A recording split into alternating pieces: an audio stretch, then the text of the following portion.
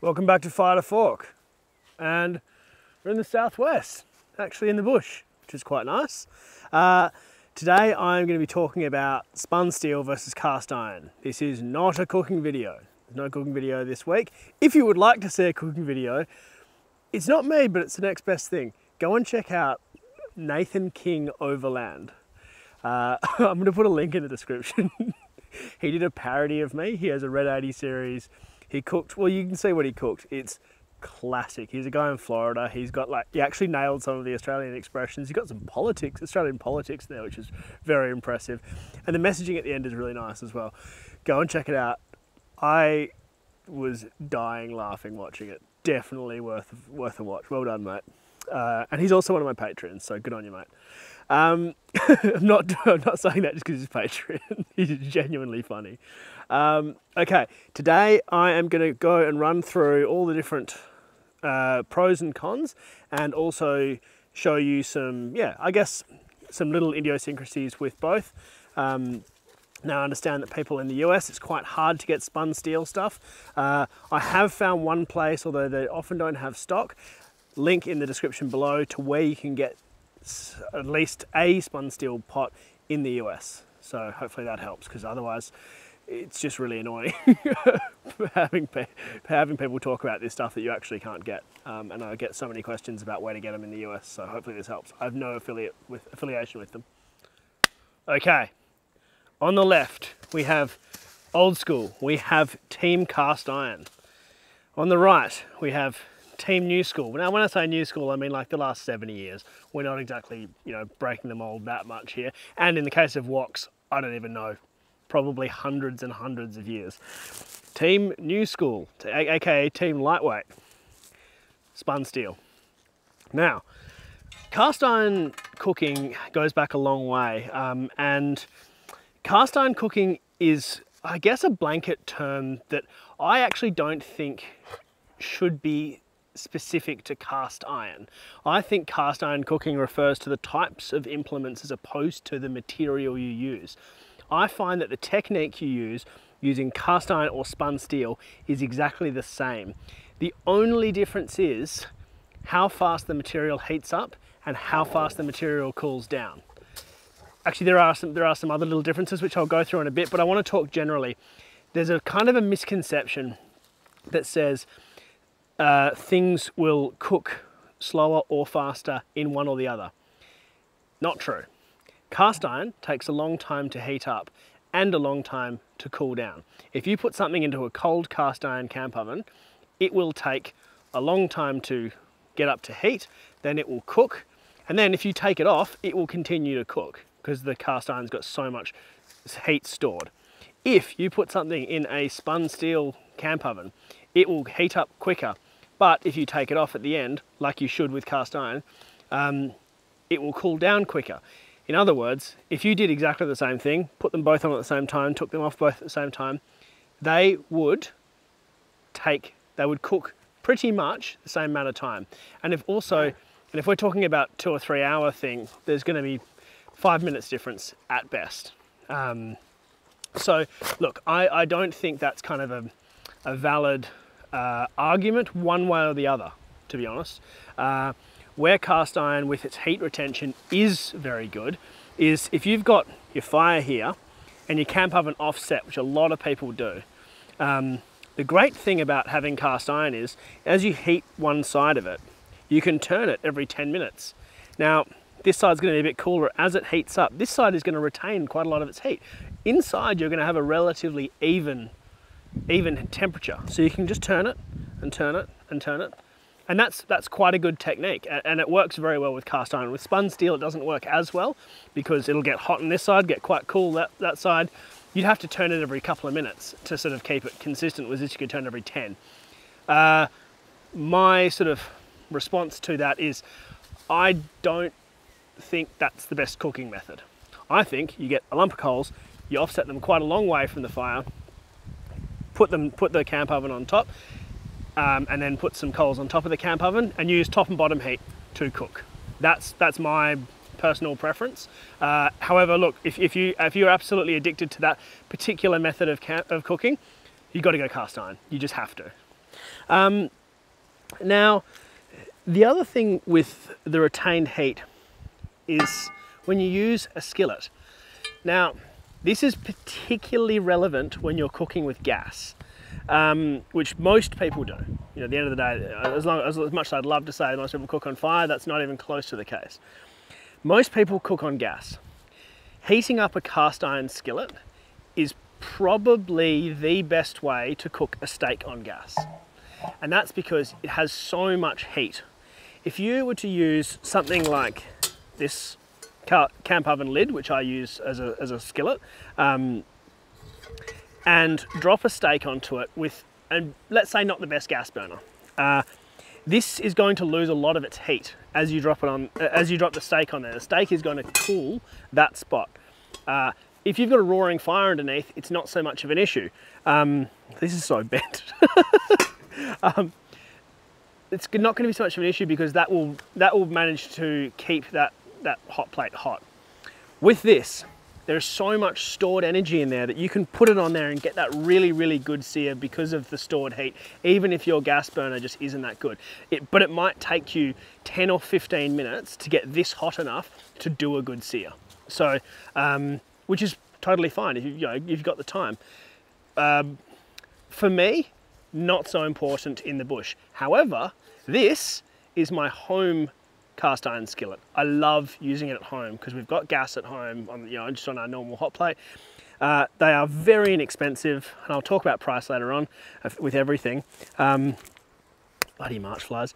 They're very inexpensive, and they last so long because, like all of this stuff, you can reseason it. Definitely great for gas. On fire for me, just not as much of an issue, and has never really, I've never found enough of a reason to carry it or to make it part of my staple kit. Now, we do a lot of, bumpy driving. Bumpy driving means stuff can crack. I can drop this. Will not crack. You couldn't pay me, well you could, you'd have to buy me a new one, but you couldn't pay me to do that to this. Cast iron cracks. Spun steel does not. Spun steel bends. That is really important. It can fall out of your trailer, it can fall off your roof, it can fall out of your ute tray, it can just fall off the bench. You crack your cast iron pot. Camp ovens are the worst because of basically these side bits here are quite weak. If they hit, they've got a lot of weight behind them, and as they hit, they will crack. This will bend and, pain in the ass. You've got to sort of knock it back or just, whatever, bang it with a stick, bang it with a hammer, you'll be right. Or not, just use it, it won't seal quite right until you sort it out, but it won't leak. So that is a total tick for the spun steel.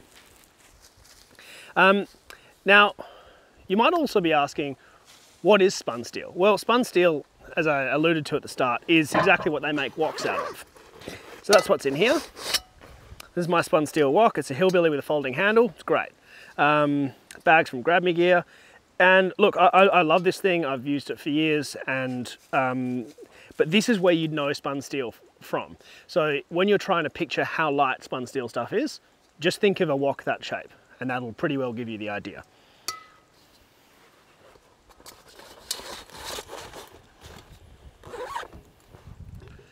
Next, seasoning.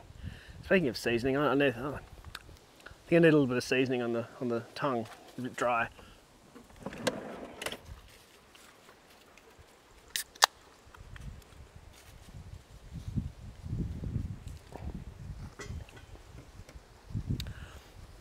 Colonial IPA, so good. So I might use this. No, not yet. So, seasoning. Now, I am actually going to give you a quick demonstration now of how I season my spun steel and cast iron. It's the same across all of them, but just so that I don't get a million requests, I'm going to give you a very fast version of my seasoning. In a couple of minutes, you're going to see me pull this out on video and realize that it's disgusting and rusty and just overall needs a bit of a spruce up. So that's exactly what I'm going to do. Now, if you're if your spun steel is in good nick and doesn't have rust on it, firstly, good work. And secondly, skip this step. This is to get the rust off. This is only light surface rust, so it's not too concerning. What I'm going to do though, this needs to all be stripped back. This is not how you usually clean it.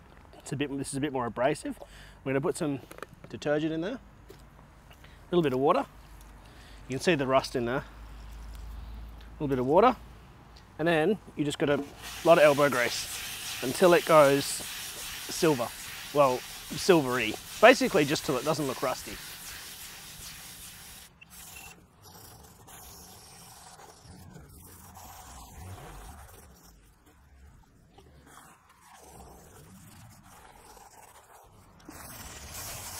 Don't worry too much about the outside.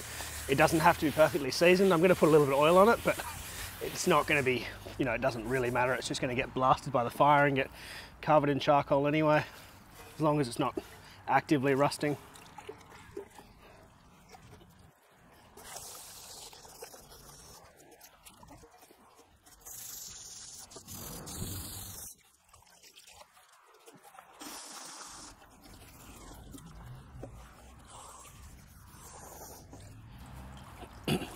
Now, something to remember is a perfectly seasoned, fresh bit of spun steel is actually the colour of rust.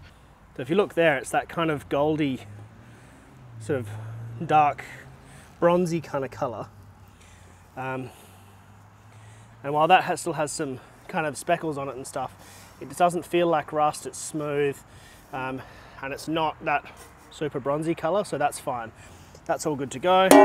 Not too concerned about the top. Again, that is perfectly seasoned. It just looks rusty. That's just the color. When you first do them, they turn bronze. So, let's get to the important bit.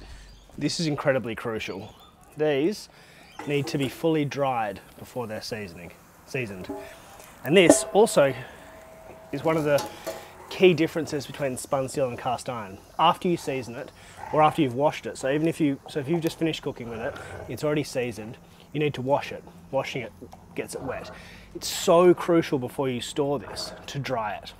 Drying it, obviously, the best way of drying it is on the fire, which means it gets hot. That means if you heat up cast iron enough to dry it, you've got a good half an hour, 40 minutes before it's cool enough to pack away. This stuff's usually cool enough in about 10 minutes. That's really important for me, because I know that if I get up, particularly having breakfast or something like that, or I just haven't washed it the night before, and I wash it the next morning, that pack up sort of process is so much faster with spun steel. Dry those out nicely. Okay, those have both dried off nicely, so I've just put that one aside so I can do this one a bit easier. I'm going to use a little bit of a high smoke point oil and a cotton rag. You can use a paper towel if you're in the bush, but I'm at home, so I've got access to clean cotton rags. Now, my high smoke point oil is a canola oil. You can use rice bran oil, you can use peanut oil. Do not use olive oil. Do not use any kind of an unpasteurized oil. So you could use like an avocado oil, or honestly, I just go cheap. So rice bran, canola, peanut are probably your main ones. There are arguments for other more expensive oils. I'm trying to remember the name of it. Basically a rapeseed oil. And I've tried them, and I know the science and I know the theory, but in practice I've never had that much success. I find it more effective to just use these. Now be careful, this smoke is carcinogenic. It's not the best for you. I'm putting this on incredibly thinly. You can see that there is no pooling of oil. This is a bit soaked now. So what I'll do is I'll keep applying it to this. Wait till it stops smoking, and then you can reapply. And that's basically coat after coat of seasoning. And you want to do, look, if you just want to get yourself out of trouble, you can do 2 coats. It'll only take you a couple of minutes. If you want to do more coats, the more coats you do, the better your seasoning will be. As soon as you start to see little bubbles appear, I don't know if you can see them on camera, you need to wipe it again and flatten those out, otherwise you'll get bubbles in your seasoning.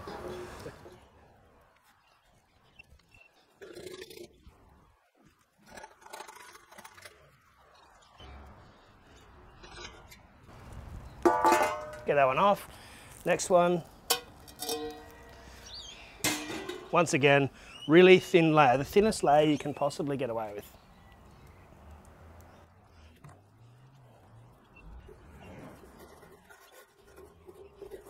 So oils to avoid: animal fats and butter and olive oil. None of them have a high enough smoke point. Look, it will work. It will season it. And a lot of people, old school people, will say animal fat's the best. I'm sorry, it just doesn't bind as well because of the smoke point. It will work, absolutely, and it just takes more work.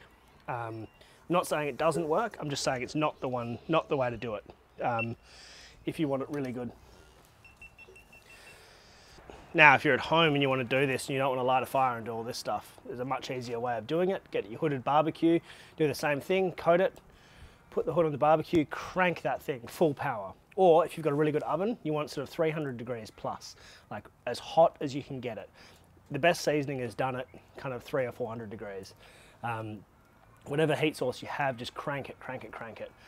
You can just coat your whole oven in oil and throw it in your oven. It's going to smoke like hell. Make sure you turn all your extractor fans on and that kind of stuff. Or hooded barbecue is better because you can take it outside. But I thought I'd show you how to do it, how I do it in the bush. If I'm honest, when I do it at home, I totally use a barbecue or an oven. Absolutely. I've only got a tiny little barbecue though. Yes, I do have a gas barbecue at home. Sometimes I just want to cook some sausages. But I hardly ever use it. But it's only a tiny little Ziggy, so you can't actually fit a big camp oven in it with the lid on.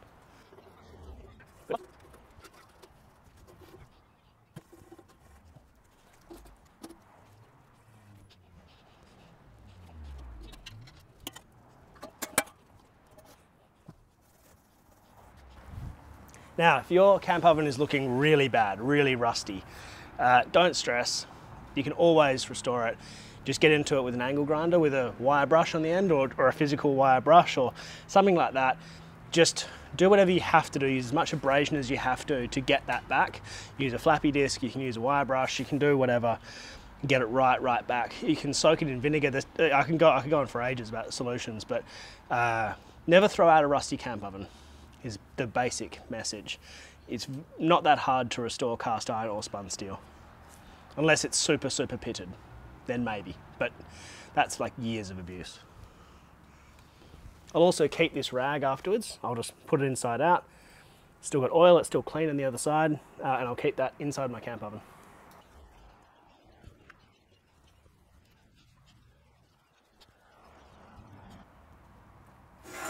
Okay, it's all done.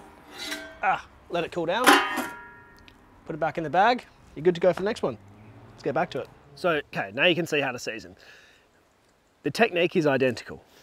Doesn't make a difference. What is different is how it sticks. I find generally that cast iron holds a season a bit better than spun steel. That's been my experience. Look, my woks are always beautifully seasoned, and I build them up over years and years and years. My camp ovens tend to get a bit of a hammering because of so much liquid being in them, and I find that liquid on spun steel, it does strip seasoning bit by bit. If you try and boil water in a spun steel camp oven, you will get little black bits in it. You will get little black bits in a cast iron, but it doesn't seem to be as affected. So that's definitely a tick for cast iron, but neither of them are dramatically different. I just find this is generally a bit better with the cast iron. So yeah, tick for them. Now, price. You can get a $350, $380 cast iron camp oven without blinking. That's an easy thing to find. The most expensive spun steel camp ovens are about 100, 120 bucks. So at the top end, spun steel absolutely is a much better value proposition. At the bottom end, it's completely reversed. You can pick up a camp oven like this for 25 bucks. Standard, you know, look, they're all Chinese made. You can get them from Aldi, you can get them from King's, you can get them from tons of different places sell them. BCF has a whole range, and they're much of a muchness. There are some really bad ones which I've seen which don't really seal very well, and basically the lids don't fit. And I've got to say, that's a pretty good example. Compare it to this.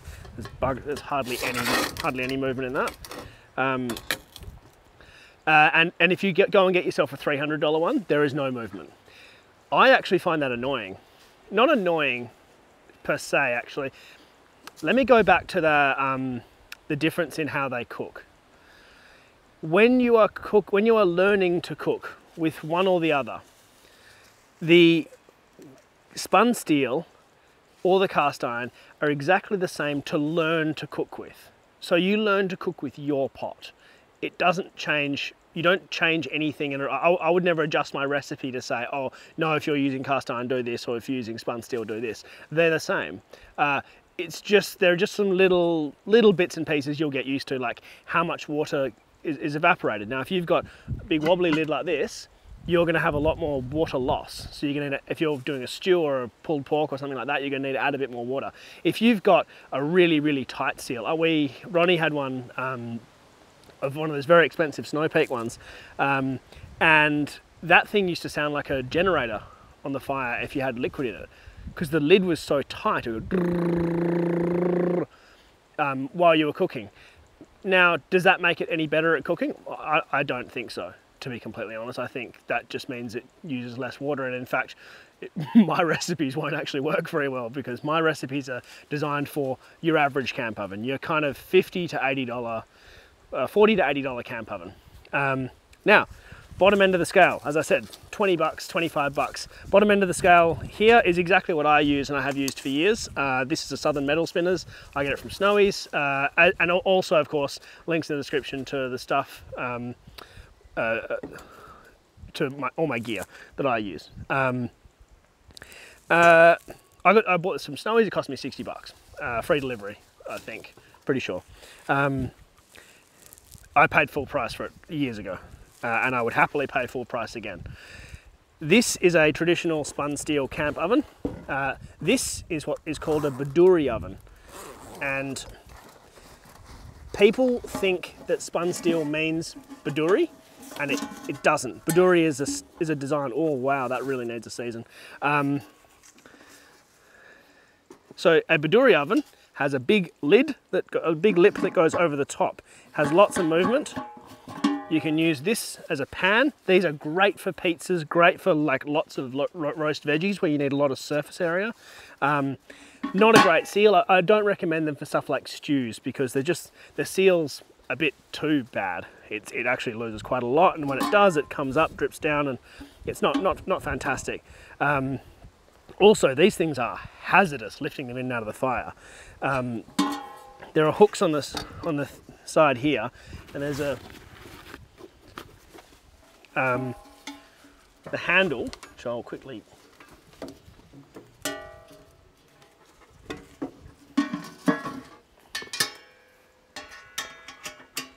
I don't like camp ovens where the handle is removable.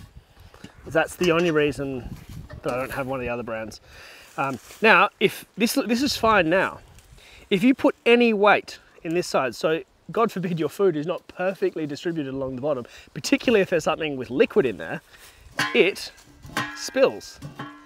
All your liquid goes everywhere on the fire, terrifying. So if you do pick one of these up, make sure as you lift it off, you have a welding glove on there to move it. Also, they don't hold coals as well on top, of course, because of the shape of the lid, whereas these ones are fantastic for holding coals.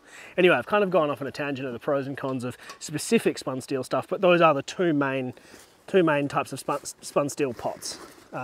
And so this pot here is simply a sort of a version of that pot there. I probably take that on 10% of my trips, and I probably take this on 95% of my trips, if that sort of gives you perspective of which one to get. Now, Also, I am going to get a little bit nerdy on camp ovens here. The reason I particularly love this is that the 4-handle design. As I said, one of them is a little bit bent. I need to play around with a pair of pliers and get that sorted out. But I love that I can pick this up very safely because of the 2 handles. It doesn't rock from side to side. A standard camp oven, it's got enough weight to it that it doesn't rock too much from side to side, but it's not ideal. Then when I want to check my food inside my normal camp oven, getting these over, they're inevitably bent. I then have to get a big something here, so either a camp oven tool, which I don't even carry because of this camp oven, or a big set of pliers or something like that. Get that, check your food, okay, put it back on, done. With this, I leave these handles up like that when there are coals on. So when I want to check it, grab my welding gloves, check it, down, done. Then when I want to take it off, simple, grab the other handles there, grab it off. So I find that a much safer layout, and that's specific to that brand. Nearly put him on the wrong team. There's one huge thing here that is the absolute #1 reason I don't carry any of this with me. This I technically own. I haven't used it in 5 years. This I use in my kitchen, and this belongs to a guy who lives down the road. I went and picked it up the Savo. And that is weight. These are my bathroom scales. I don't have a perfect comparison here because I don't have a 10-inch cast iron and I don't have a 15-inch spun steel. So what I'm doing is averaging out. These two, this is obviously much bigger than this, and these two, I think altogether are about the same capacity and size. Averaging out here. I'm going to get to the specs later on, but I'm averaging out. So I've got a wok here. I've got my two camp ovens. I'm going to leave them in the bag just to give it even more of an advantage. And I'm going to weigh all of this stuff together.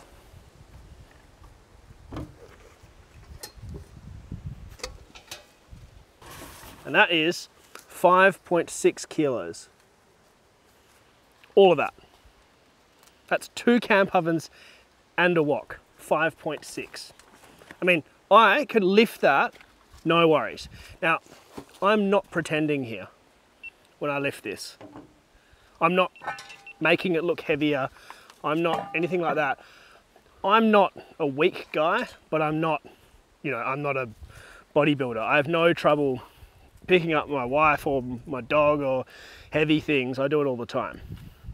Lifting this is a genuine struggle.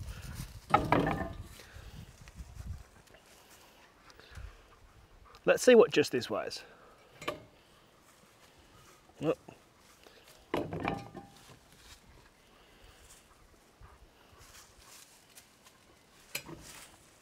15.75 kilos.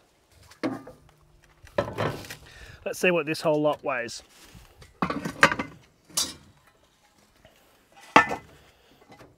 Oh, bloody hell.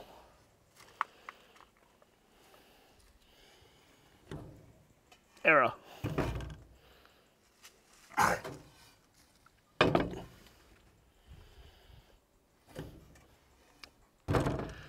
$23.15 kilos. The advertising for spun steel says it weighs 75% less. It does. It just does. There's no arguing with that. I mean, as I said, it's not scientific, but the stats say it weighs 75% less. That is so dramatic. Now, the thing I always think of this memory of me cooking for lots of people in this 15-inch camp oven. And I think, well, hey, I remember it full of liquid, and that can hold 19 litres of liquid. It was about 30-35 kilos. I'm leaning over a fire with this thing. It weighed a ton, and it was so hard to move. It was so dangerous. You had a few beers inevitably. It's not a good combination. I think for safety, for general use, I mean, I've obviously got not the best back in the world. But I really do think spun steel, hey, spun steel is absolutely the way to go. I'm gonna throw the stick back.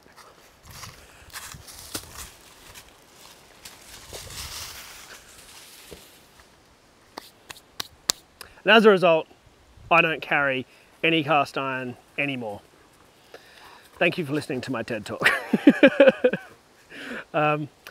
No, seriously though, thank you very much for listening. Oh, and also last week I mentioned there was a photo competition. Last week's theme was meat, and I got some fantastic entries. I'm gonna throw up the runner-up and the winner now. I just love this runner-up image. The shallow depth of field, you can see a sneaky little pork head in the back, or pig's head in the back. It's just a beautiful, neat, fantastic photo, so well done. And the winner, it's not as good of a technical photo, but the scene is just magical. I just love it. It's in Patagonia, they're doing proper asado lamb, and it's just, I just want to be there. So congratulations to those guys. They won a massive prize pack from Osbrian. So this week, the theme is seafood. I want to see your best seafood fire cooking shots. Now, I got 1,000 entries last week, and some people were entering 15, 20 times. Limit, 2 photos per entry, that's it. Sorry, I have to be strict with it, otherwise I get nothing done all week. Thank you so much for watching, everybody. I've got some events coming up, so I'm going to give you the details on those soon, but one of them is the Margaret River Camping and Full Driving Show, so check that out. That's on the 27th of March. I'll be down there, so come and say hi. And then looking at doing a cheeky little event at Colonial, so hopefully you can get down for that. Thanks so much. Cheers.